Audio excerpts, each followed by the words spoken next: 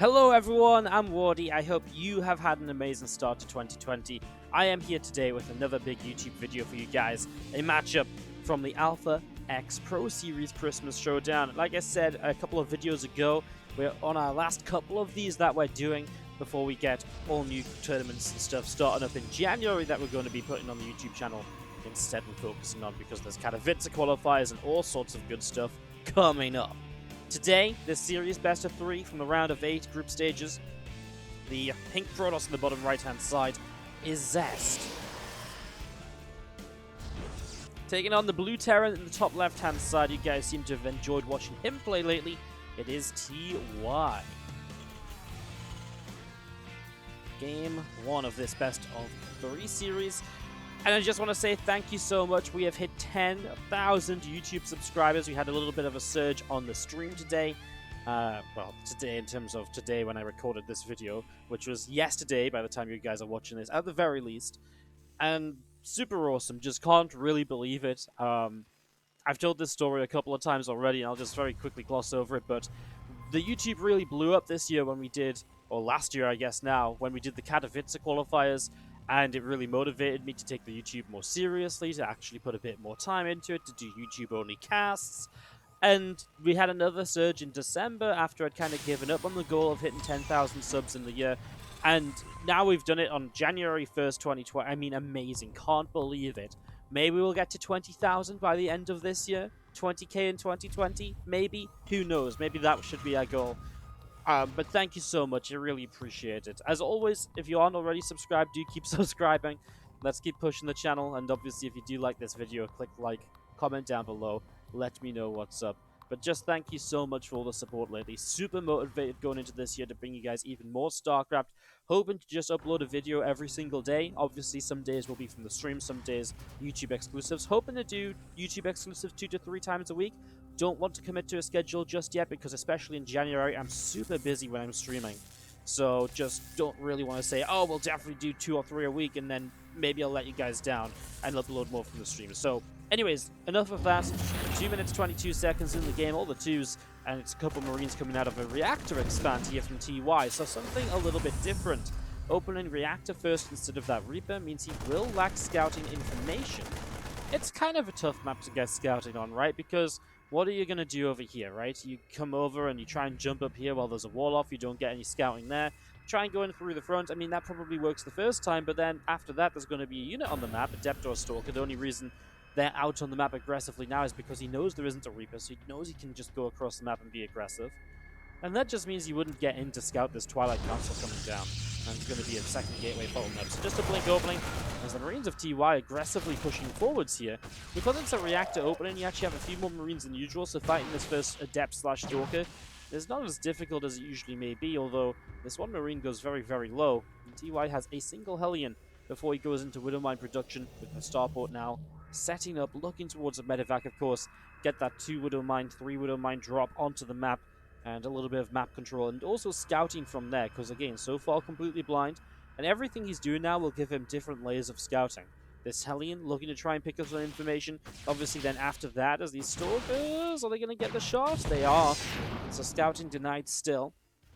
So after that, it's down to this medevac to try and get a look into the main base, get a rough idea of just what exactly Zest is up to here at the start of this best of 3. Now we've casted a little bit of Zest's TvP lately. I'm not sure if a lot of those have gone up on the YouTube, actually. I feel like we haven't actually had a Zest game on the YouTube in a little while.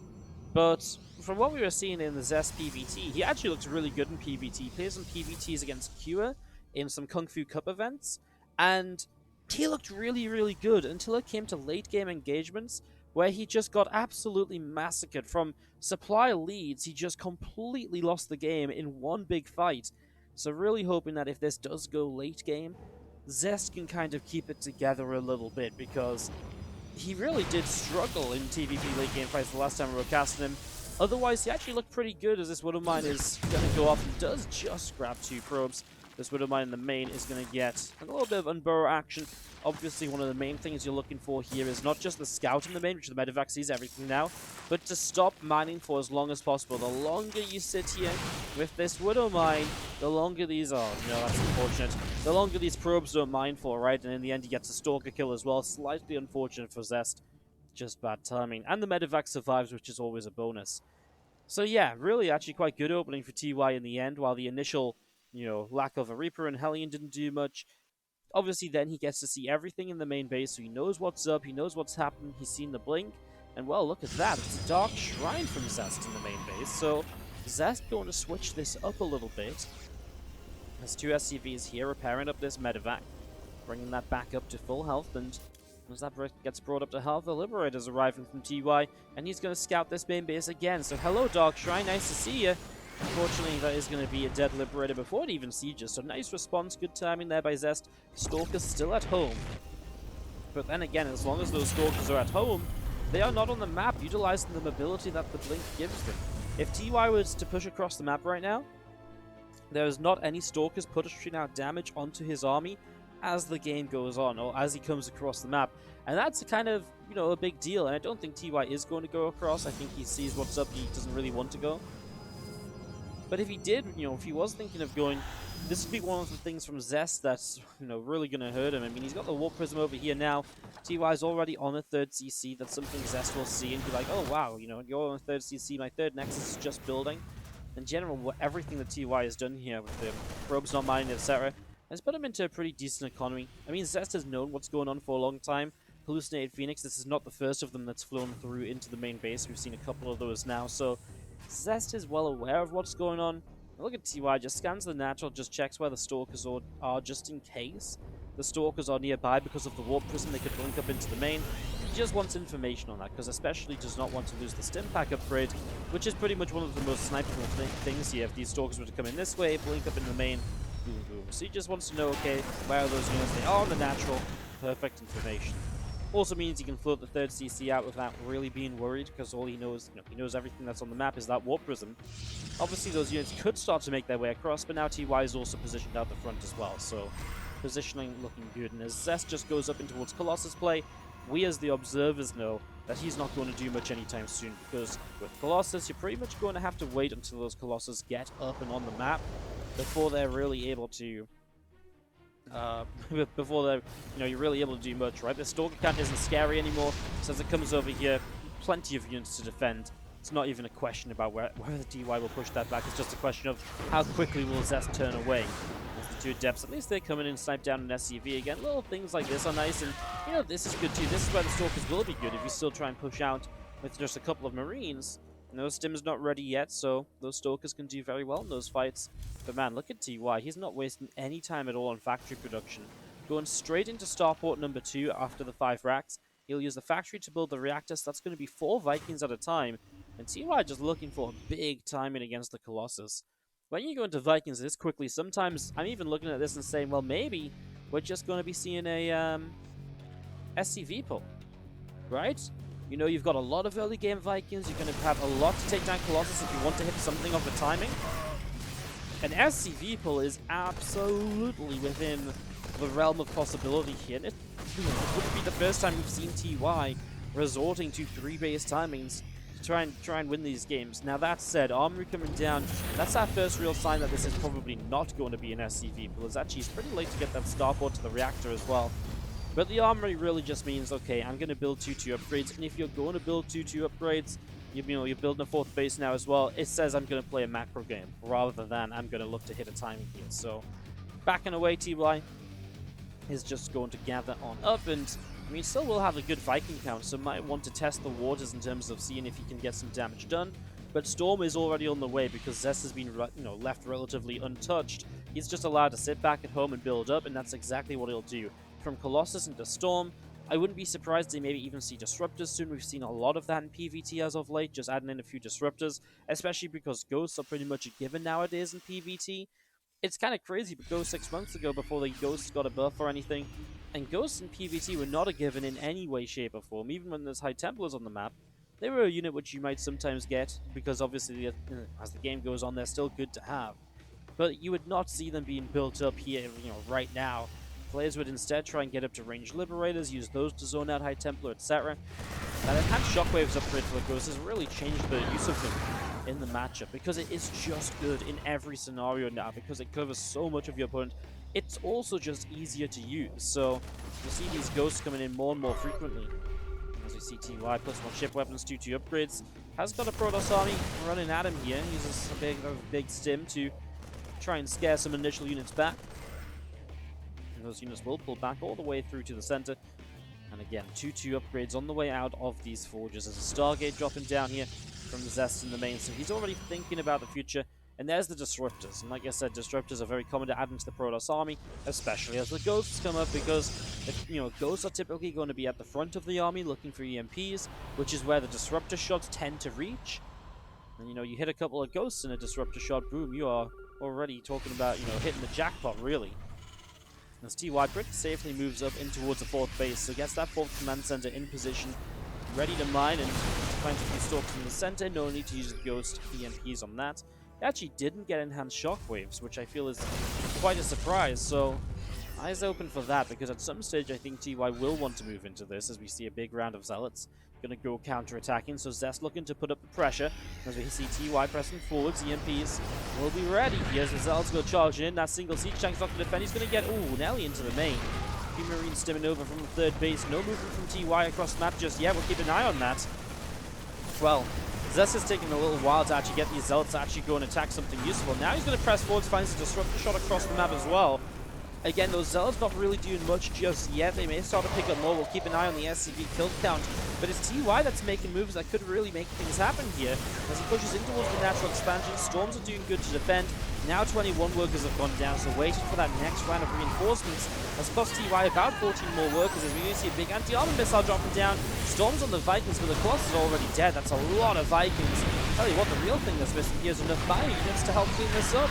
The tanks will go down, Stalkers go blinking in after the medevacs, but they should be able to escape away as TY is finally defended back at home.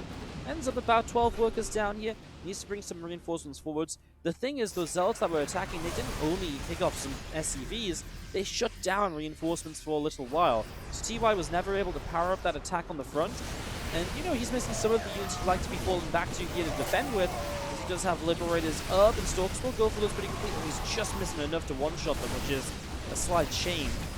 Pressing forwards though, there's just all of these Vikings, just so much of the supply here from TY that just isn't very useful. Now they land though, and the damage, especially because the Stalkers blinked as they landed, they hit the Stalkers where they get bonus damage, so they did pretty well. Zest still on the front line, a lot of money in the bank from Zest. It is absolutely one of the things that's become an issue for Zest in the last year or two. Those random kind of pooling of resources from him, and it really has maybe stopped him from being the best player in the world that we know he could be in the past. Because this happens, I'd say, almost every game nowadays, where he's just sitting on, hundreds of minerals, up to 1,000 gas, and he just isn't spending his money. And if he had spent that money going into this fight, maybe he has the numbers to break through maybe this planetary fortress. Maybe he takes down a base on the counterattack. Instead, he's left being stopped by TY's straggling reinforcements after the Zealot attack. And okay, in the end, TY makes a good stop and a good hold, but it just feels like maybe Zest could have got that a little bit more. 1,000 minerals and 1,000 gas units goes a long way, when especially when they could just already be there. Just like boom, they're there. So yeah, especially for Protoss, because you just warp in on the front lines too.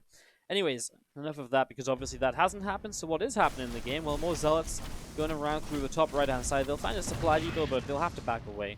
Obviously, TY will be on the hunt for those if they try and continue to press on forwards, despite not being on Splice anymore. As we do see the army. And Zest coming through the center, and he really is just taking the position. I mean, this is the sort of scenario where maybe TY could do well on just a drop. Get a drop across the map, push into one of the bases. Do something to try and distract the Protoss a little bit, especially because your defense at home is so reliant on Liberators, etc. In that scenario, you wouldn't really be missing. Maybe, I guess you got 43 Marines. I don't think you would miss 2 medevacs and 60 Marines, because I feel like Zest would be crazy to try and truly attack up in towards this Liberator kind of positioning. And so I think you could get away with a drop, basically, as TY moves up towards a 5th base as well. And a real juicy macro game out of this game 1, huh? Really are. See, Colossus sighted, so a little bit of a scout there from TY. What is going on is the Tempest. We talked about the Fleet Beacon coming down much earlier, or the Stargate. I don't think we actually mentioned the Fleet Beacon, but the Stargate was an insinuation that the Fleet Beacon would come, and then extra Stargates came with it, so now Zest is moving in towards Tempest. But this is what I was talking about at the start of the video, guys. Zest, lately, has really not looked good in later game PvT. So as he's really not looked good in later game PvT, I do get a little bit worried seeing him build up into Tempest, etc., because this is generally where he starts to lose these games, even if he's been looking good beforehand. Really nice storms here, though, as they come out of the War Prism. Looks like Templar getting storms all over the army. The Vikings getting caught up in it as well. Unfortunately, pretty much everything will go down here. One Colossus is actually hitting the mineral line over there. Vikings will land to help push this back. There's just not quite enough on the ground from TY to truly, finish this off. As across the map, some ranged liberators will set up and hit some of these mineral lines. So good harassment here. And then going to relocate a little bit just to try and keep themselves very safe. So gets 8 probes. The 13 SCV is lost. Obviously, his command center lost up in this top right-hand side as well. Meaning that TY will be not quite on that 5 bases which he wanted to be on. Whereas Zest does hold the base. That wasn't killed off, of course. It was just the Liberator harassing another observer found with the scan. I think that's, about 4 observers this game. Quite a heavy number, really. Again, it's another big fight that kind of trades pretty evenly as well. We'll take a look at the army graph here in a moment, perhaps, if we get a moment. As TY pressing forwards. Obviously, a lot of this is just Stalkers, but there's Archons up on the high ground. Obviously, Archons alone are pretty weak when EMPs come into play. Let's take a quick look at this army graph. Look at what Zest lost here. Like, the initial storms were good, but man, he just lost everything because the Vikings killed the Prism, the High Templar all got killed off. There's just so much being lost for Zest in these fights. It's happened multiple times in this game. If you look at the numbers, Zest loses big here, more so than TY, loses more than TY here. Pretty much every fight, Zest is losing way more than TY. But his economy has been a lot more comfortable, it's been a lot less harassed than TY's has been, so he's been able to build back up off of it. Zest just needs to try and find some better fights. He's looking for Revelations so that his Tempests can make full use of their range. Also, Revelations just keep track of the army. Never a bad thing either. This command center of TY goes up to the top right-hand side. Stalker's coming through, picking off an SCV already, and Missile Turret gets sniped down. A few Marines stimming forward. Stalkers will blink away now from Zest to the left. What does Zest need to do here? Well, I think the idea of keeping up the Zealot run-bys is a good idea. You see, rapid reignition system, the medevac upgrade coming in now on the main base as well. Terrans have been building that one, they already have a fusion core up, and they're like, well, we may as well. It's a pretty cheap upgrade later in the game. See Zealots coming through, and again, this is exactly what I think Zest needs to do. Hit a base here, hit a base there, make use of what can be just a large number of Zealots around the map. Whereas TY, well, he's looking for a fight. I don't think there's anything to say about TY's composition. His army comp is just fine for the moment. He's keeping good track of what his opponent has. He picks off the Colossus here. And this is just a simple push forwards. He's going to kill the 5th base. Liberators didn't even need a siege. Part of this is Zest is just out of position.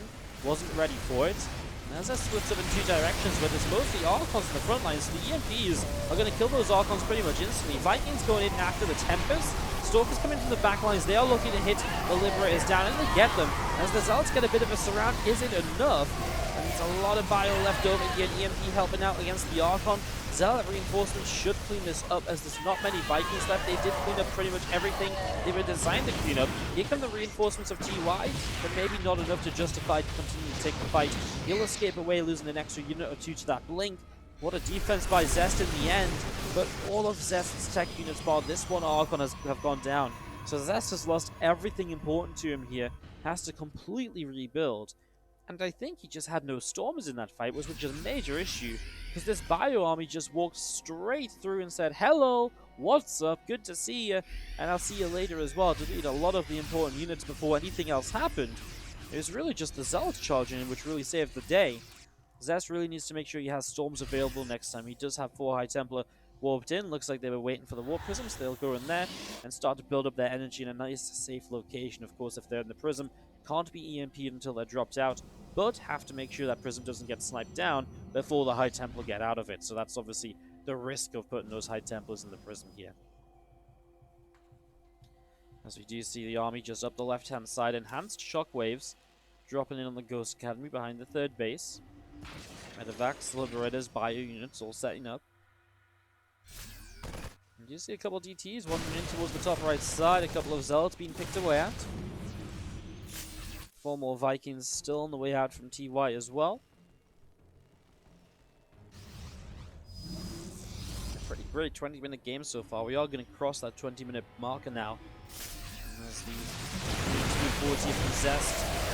Start to charge in, some EMPs across this, but that's pretty much the ghost out of energy, so I wouldn't say too much done. The DT's moving around for 8 workers killed over in the 3rd base. Now this Planetary Fortress is in some trouble. This is a High Templar to get some SCVs, and TY just doesn't really answer this at all. Kind of a repeat of what happened on the other side of the map, where TY showed up, was like, hey, how you doing? I'm going to kill your base. Zest sort of gave it to him. TY kind of gives this one to Zest. Obviously was positioned defensively to the left initially. Just didn't move to the right in time, even though he has the sensor tower, which is designed and positioned to watch for those army movements and to see which base he's trying to hit. Well, TY down to 4 bases again. At least this 4th base is the fresh one. And now he's going to respond. Oh my god, he's actually just going to kill the 5th base himself. What is this? The trading of the 5th bases? Like, this entire game is just, you have my 5th base. No, you have my 5th base. No, you have mine. Well, actually, this time Zest is going to compete with this, as we do see the Warp Prism goes down. Still had a High Templar inside. First stall I wouldn't say was amazing, as the Nexus drops. There's not really a reason here for TY to keep pushing. Just back away, wait for that lack of a Nexus to come into play. Turns to fight. EMPs were decent. There's a lot of bio here with no splash damage to really complement it. Apart from the single High Templar that was wandering forwards with the Storm, but TY kind of stopped himself well ahead of that one. EMP here. Again, those bio units, they really want to fight, especially because there's just so little kind of splash in this army. It's still so gateway heavy from Zest, and TY very much so knows it. And these guys, because they're losing their 5th bases all the time, they're just rebuilding the simple kind of set of units. You know, TY can't afford masses of ranged Liberators.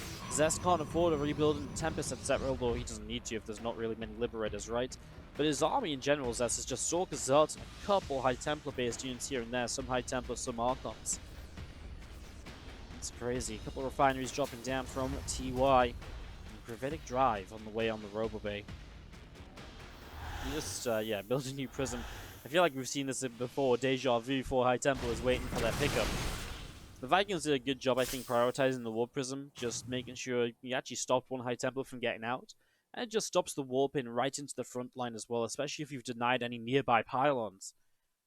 The Warp Prism is going to go to the top right side of the map. We'll see, I guess, just warp in some Zealots.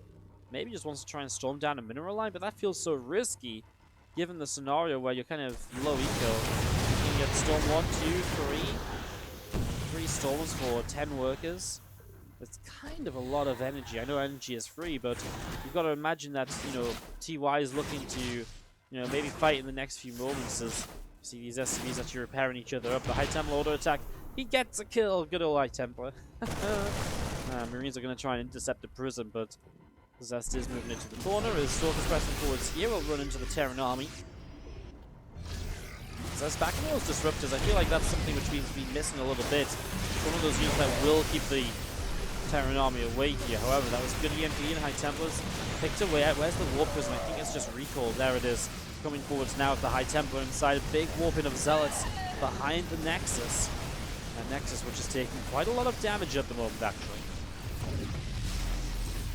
So Nexus will go down by units. Stepping forwards again. Big EMP hits the Colossus. Colossus falls. It's a good pickoff. TY just still coming down the left-hand side here. More units around the map, 4 more Vikings on the way out, a few more Marauders. I mean, it's just the fact there's no 5th base here from Zest. His 4th base is well overdue, and that's the difference. TY's 4th base now was his original 5th base, so he doesn't have to worry so much about running out of mining, because Liberators are going to try and chase this Prism away, but with Gravitic Drive, they will not stay in range like they usually would, because that Warp Prism will be able to escape. So on Pro Views, having a little bit of a party. Bit of a wild vacation turned into a war zone. And this is TY's natural expansion coming forwards. I mean, mining from this base is just a bonus for him as well. Zest is basically all in. He can long distance mine, but he's probably only going to have one real fight left in him because he's really running out of anything to reinforce with. I mean, these minerals over here only have, what, about 450, like 650, 750 resources left on them. So Zest is running low, and he's going to be done soon. So he's going to need some very good fights here, or he needs to try and at least deny this base. But I think maybe this base is the one you go for, even though the army is here. I think you just have to go for the army and try and trade out well enough that after that you take over a base, maybe dive towards the production. Because behind that, maybe you can get one of your own bases secured as well. He is going to try and get this forward base up again, which he does need, right? He needs these minerals, absolutely. So, makes sense. And this is where kind of the contention will be from TY's, natural expansion relocated versus the attempted re-expansion of a 5th base here from Zest. They're going to fight around this ramp. Zest, I mean, he could set up a flank from the left-hand side if he wanted to, but he's just going to go for this. The EMPs are huge from the start. They're hitting a lot of the Archons. Bio splitting backwards. Tell you what, man, there's a lot of Zealots left over. Bioforce lifting away from the Disruptor. Oh, look at the reinforcement showing up. But they're a little bit disjointed. So that might hurt a little bit, actually, as we see Vikings pressing through. They'll probably get the Colossus before they die. Actually, they kind of drop pretty fast. SCV's being pulled into this as well. An army on the left side caught up in the force field. There's really just not much left at all from Zest here. TY is able to rebuild much more easily because he's just been mining more. Still has bases to drop fuels on. Oh my god, that Storm killed the full medevac that lifted up units there to try and get them away. It comes down to the wire in the end. 62 army supply to 14. Yes, obviously now TY has won this out, but really kind of an epic game between TY and Zest. TY coming out on top, but it was not easy at all. And I wouldn't say that this was one of those scenarios where Zest got late game in a good position and threw it away like I was initially talking about at the start of the game. This was absolutely Zest playing a good game, but a game where it was scrappy, economies got low, and in the end he just lost the war of attrition. And as he got put behind a bit on his economy, he couldn't keep sending Zealots to counterattack, which was one of the most successful things for him in the game. And on top of that, he just wasn't really able to keep his own bases up, and it just got so messy. Some really crazy fights and all of that as well. Great game one. Let's go into game number 2, of course, and have a look to see what happens there, because, well, I mean, let's kind of hope it's kind of like game 1, right? Great game. See you guys in the game 2. In the bottom right-hand side of Nightshade for game number 2, our blue Terran player is TY. Taking on the pink Protoss in the top left-hand side, Zest. Our second map of this best of 3 series here today on WardiTV. Thank you so much for watching. It really was a great first game to get us underway. Man, I just can't believe we're on 10,000. I know I said I'd shut up about it, but I can't believe we're on 10,000 YouTube subscribers. It really is awesome to hit that goal. Like I said, really motivated to bring you guys more content on the channel. Going into 2020 and really hoping we can get a good structure, a good plan for it. January is already just crazy on the Twitch stream. And obviously that will correlate to some really good uploads for the YouTube channel as well. Specifically IEM Katowice qualifiers. I mean, everyone in the world will play Katowice qualifiers. The only player already qualified, Dark. I mean, I was even thinking it's not unlikely that we could see like a Serral versus Maru matchup in IEM Katowice qualifiers. Like, it's really, really possible. You know? If they play like in the American server qualifier, which is the first one, so none of them would qualify before then, it's really possible. So, we're obviously going to be covering all of those. We'll obviously keep you guys updated. And it's going to be great games. And on top of that, we've got stuff like the China Team Championship preseason. We have got stuff like the Kung Fu Cups are continuing. We had some great games from there. I was just looking at tomorrow's Kung Fu Cup signups already. TY and Dark signed up. I mean, if they meet at any point in the tournament, that'll make for a great series as well. OSC Championship, and we've got the WardiTV 2020 event. That'll be announced in the next few days. Largest WardiTV event ever. So January is looking great, and I'm really hoping that correlates to some really awesome series going up on the YouTube. Obviously, especially stuff like IEM Katowice qualifiers, there's so much going on, it's very easy to get extra replays to do YouTube exclusives as well. So if you're into that kind of thing too, don't worry, more of that coming as well. I'm just so excited for what's happening in this next month. I just want to share it with you guys and let you know about all the awesome StarCraft going on. Anyways, there's some awesome StarCraft going on in front of us as well. Stargate going down from Zest over in the center. So kind of proxied. You know, not super close to the Terran base. Kind of, you know, one of those positions that's pretty hard to scout. TY does open no Reaper again. This time his SCV did go across the map though. And it picked up the info like, okay, there's an expansion. And you see is maybe a missing pylon in the main base as well, right? He had a pretty good scout around that main, so he might have a pretty good read on what's going on here. You know, that's why the Marines are perhaps out hunting. There's the two of them coming back now, although one of them alone, and the next Marine not ready at all. So actually this Adept's going to pick up an early kill. So that's goodbye to Marine number 1, and well, this natural expansion already going to be under some pressure. This SCV is trying to hide up in the corner, trying to avoid the Adept if at all possible. No, stay hidden, buddy. He doesn't know you're there. Yeah, stay hidden. Oh, this one Marine's coming out on his own. Now there's a second Adept setting up as well. Ooh, that was dangerous. TY lower in the depot. I guess he's not too afraid, because if the Adept comes in, he probably says, I kill you because of the Cyclone. Right now, the Cyclone pops out. The Adept's already shading backwards, and they will kill one Marine, get another one low. This Marine has still been scouting. It really has been very thorough, trying to find where that proxy is. Well, it's not on the bottom side of the map, and like I said, even if he went up the right side, I don't think you would find it there either. In that kind of more centralized position, Oracle shows up, gets 2 kills.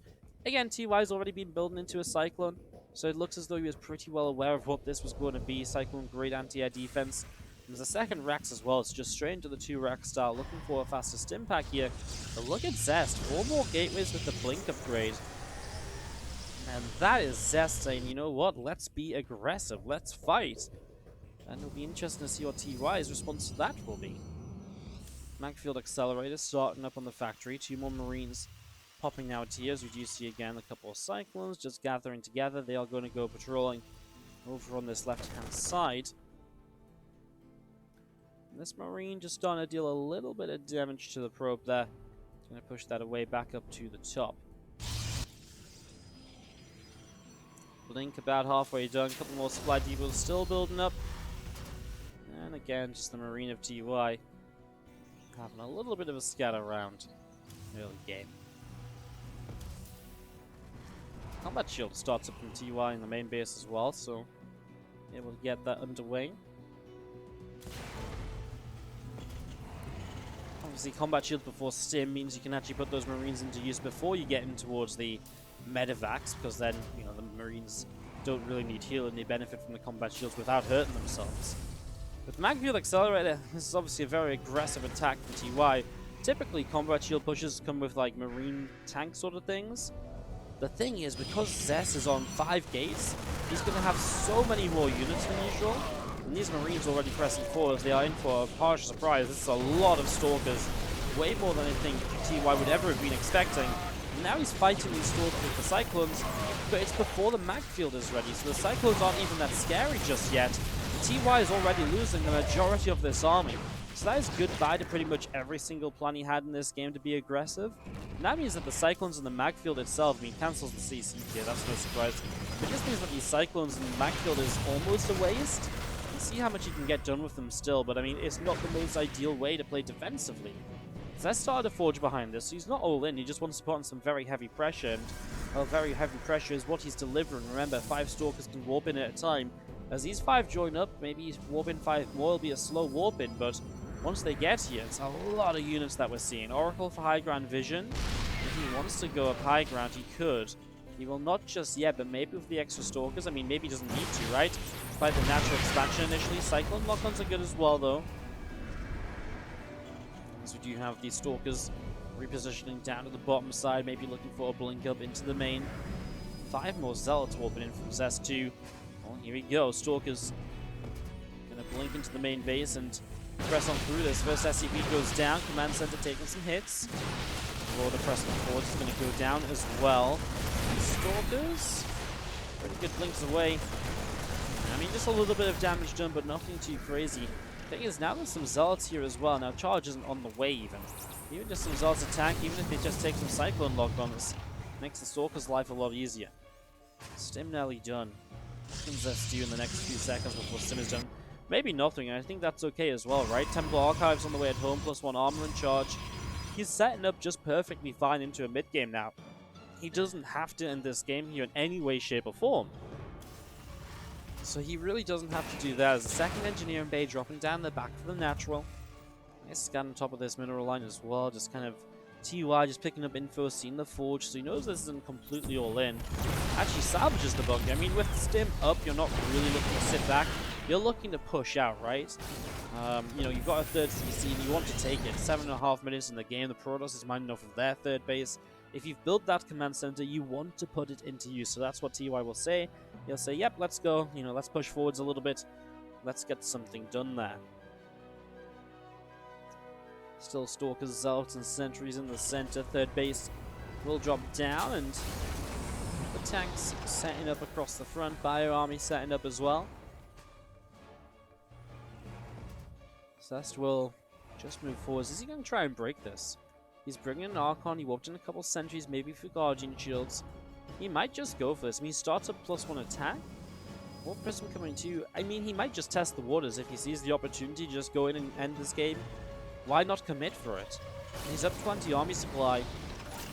The only thing, I mean, obviously it's risky to go for it and then it doesn't work out and you lose too many units. Maybe you die to a counterattack because you are in a good position, but right now you're also at +1 armor against no upgrades finished. Well, let's see, as we see the War Prism taken down instantly, so that's not good. Stalkers busy themselves attacking an armory, also not pretty. Might not matter though, I mean, this entire army is just going down the tanks because they're mostly firing on Zealots. Just doesn't do enough, and TY took too much damage early. Allows Zest to pick up that game number 2 with that push forwards. Zest going to end that game and take us into a game number 3, all tied up. Looking to see which of these players will be the first to advance through to the semi-finals from this group stage of the tournament they were playing in. So let's see what it's going to be going into game number 3. Alrighty then, game number 3, and we go into Eternal Empire. On the top right-hand side, our blue Terran is TY. Taking on the pink Protoss in the bottom left. Give it up if you're cheering on Zest. As we will have a little bit of a proxy play from the Terran this time around. TY going to take his SCV across the map. Says, you know what? Yeah, you didn't do much with your proxy Oracle, but I've had enough of your little tricks, Zest. My turn to get aggressive in the early stages. TY has loved this map lately to play mech on. It looks like he might go Proxy Rax Marine here, though. But just to kind of give you some background, TY in general in this map has been playing a lot of macro mech sort of stuff. It's been really cool. If you guys are looking for some examples of that, look at my Trap vs. TY series from WSG. It's on here on the channel, and it was a really good series overall as well. Great. I mean, I think Eternal Empire was the best map of that series as well. Really great game, but he's done that since as well, so absolutely looks like he kind of likes that style. But always good when you mix it up. And right now, oh my god, Proxy Rax. Oh no! Proxy Rax Marine now. What is that? You guys see where it goes light and dark? That here, this line is the vision that Zest had. Oh my god. How close can you get to scouting it but not seeing it? Oh, he went to the right to check for the Proxy Rax. He just went to the left. That's actually insane. That might be the closest almost scout I've ever casted. Oh, well now Zest is in a lot of trouble because he isn't scouting across the map. So he's playing completely blind.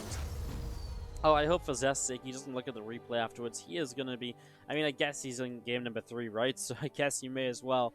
But like, if this happened mid-series and you quickly jump in the replay after to see what happened, you would be on full tilt afterwards. That is crazy. I mean, he's going to see the SCVs and Marines coming forwards now. And here we go with TY pressing up here. I mean, a couple of probes starting to pull forwards. Bunker on the low ground, bunker on the high ground. Issue here is the bunker on the low ground is going to come up for free. And the bunker on the high ground might be difficult to defend and deflect anyways. And you see, it will, at the very least, give you high ground vision, though. It's one of the big benefits here from TY, having constant high ground vision. I mean, you have to fight this as Zest. You can't let this bunker come up. As you see, it's actually really close to finishing, though, so he might just commit forwards. This SCV might be able to get it. SCV going for it. Stalker doesn't target fire, so yeah, bunker's going to finish. Marines jump in. Oh, Stalker dies. Shield battery's going to go down. I mean, you kill the shield battery before you fight the next Stalker, right? There's no reason not to. It's so low. I mean, it dies pretty much as the Stalker pops. Zest is going to lose the gateway, and he has no way to defend this because without a shield battery, the Stalker can't kill a bunker. It's impossible.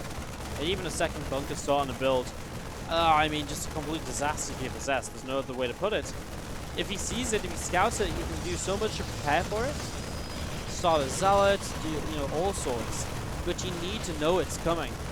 And this build has been great lately to put some pressure on the Protoss and then get back home and to macro out of it. But in this scenario, it's just going to straight up kill Zest. Zest now can't build units. He has these two Stalkers, and I mean, he's only microing for fun here. You can even call it fun. He has nothing to really gain to stay in this game, and TY will take it down 2-1. You know what? It's one of those series where I'm almost sad I casted it, because I'm like, oh, the last game is just not exciting. But hey, you know what? At least game number 1 was fun. Game number 2 was pretty cool as well. Just game 3, a bit of a letdown. I think it was worth casting the series, even though the third game wasn't so great.